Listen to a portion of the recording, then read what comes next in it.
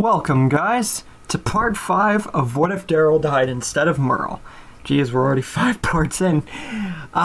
Anyways, last time we got into Merle truly getting into the governor/leader rule of Woodbury and how much it prospered. The relationships, the looks, Alan, his trouble, and basically Woodbury prospering over every story that I've ever made.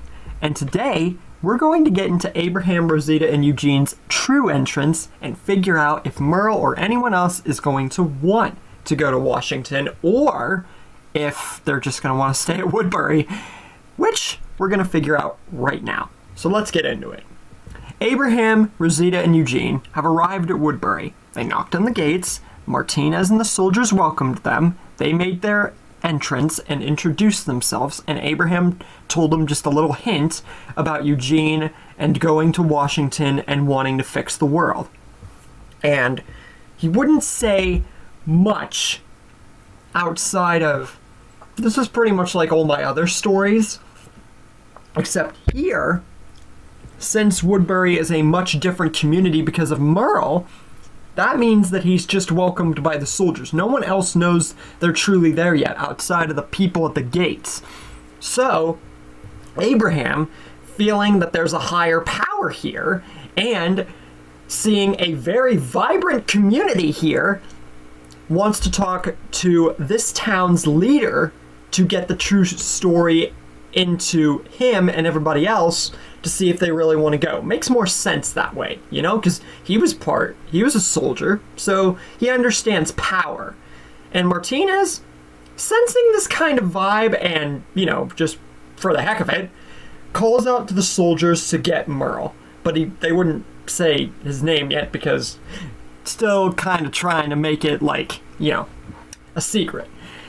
Abraham, once the figure, supposedly the leader, approaches, just stares for a second, and then he just smirks out of pride and the fact that he is very much liking what he's seeing whenever the figure steps from the entrance of the gates. A man with a vest and guns cocked to his belt, along with a sword for a hand, welcomes Abraham, and of course, to them it was a mystery, but we all know that this is Merle. I'm just trying to keep it a mystery for the opposite side to make the story more interesting. Sometimes it could be cringy, I know. Anyways, Merle introduces himself in a very Merle way, saying, "How can I help you?" And Abraham once again would smile at this, not just because he wasn't expecting this, but because he really wasn't expecting it. Like, the sword hand, more than anything, threw him off. And then who it was, not that he knew him, obviously, but yeah. He does like what kind of leader Merle is, just by looking at him.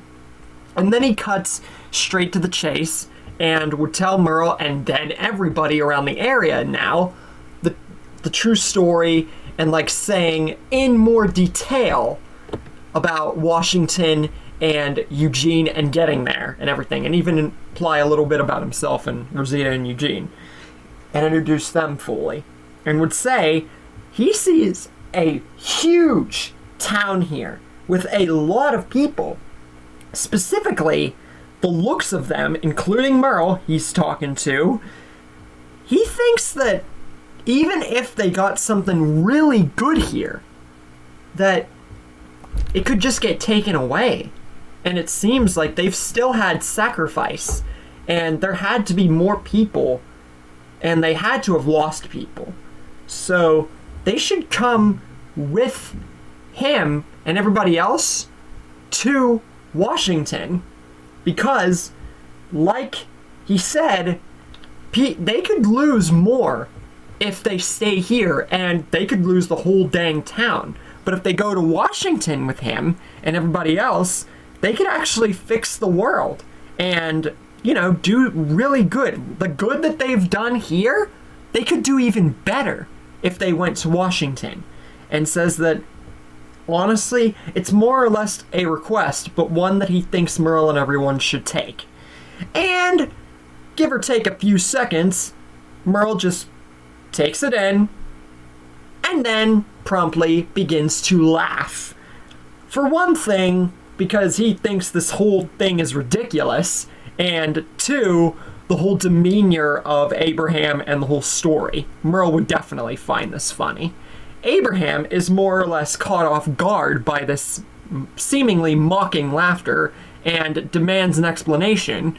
Merle says he's not trying to be rude or anything. That was like a genuine, sort of half sarcastic laugh, if you will. It's kind of who he is.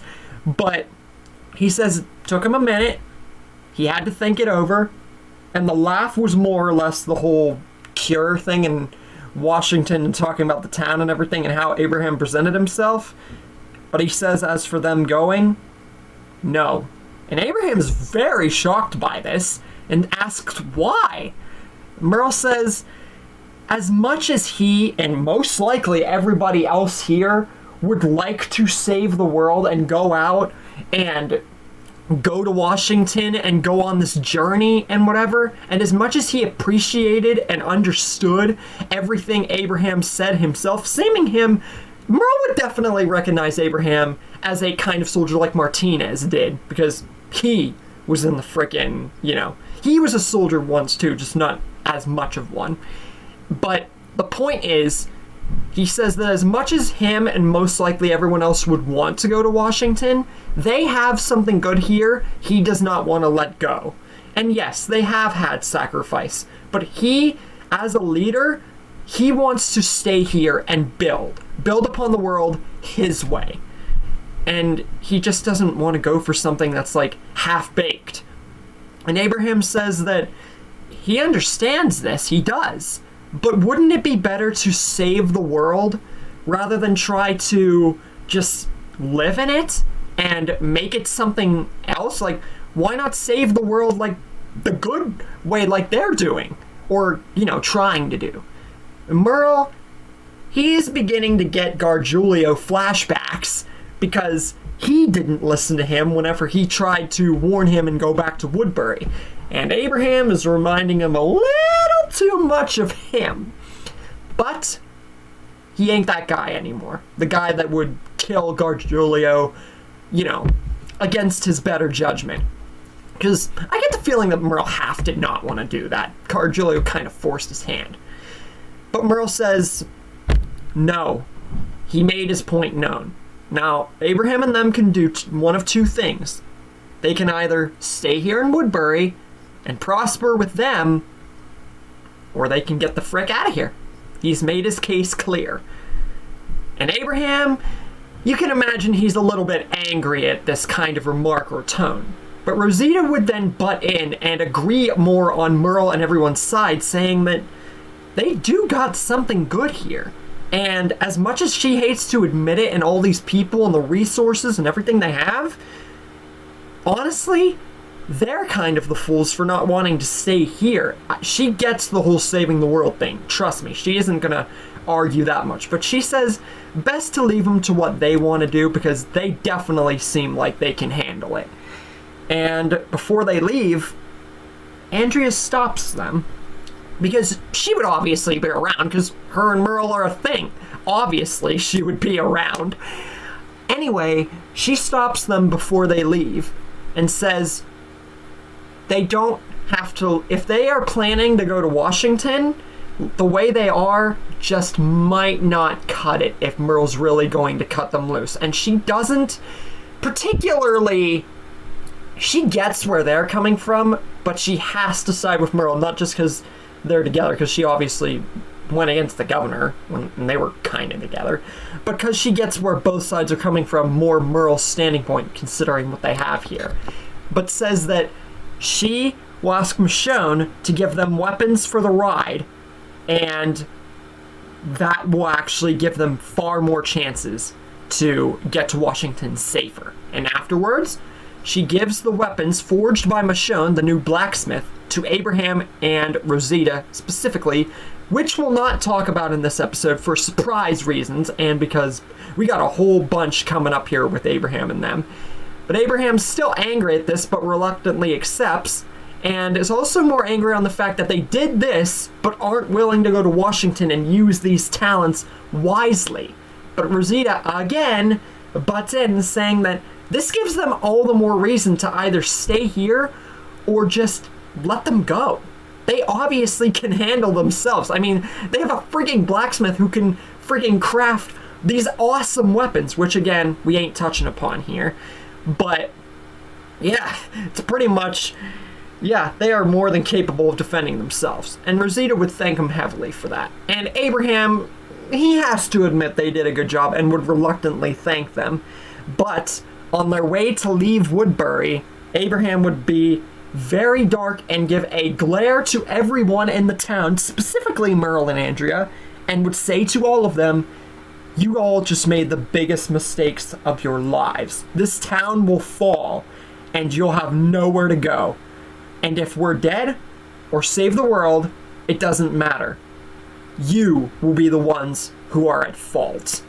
And with that, he tells Rosita and Eugene they're getting out of here, and they drive off, leaving Merle and them to stew for a minute, but then ultimately get back to their usual swing things. But what will happen? Will Woodbury actually go to crap like Abraham said so ominously? Or is bad stuff going to happen to Abraham, Rosita, and Eugene now that they're on their own way and we're not going to leave Woodbury? Much different case here. And what weapons were given to them by Michonne? Find all this out in the next episode. You get yourself in some trouble, partner?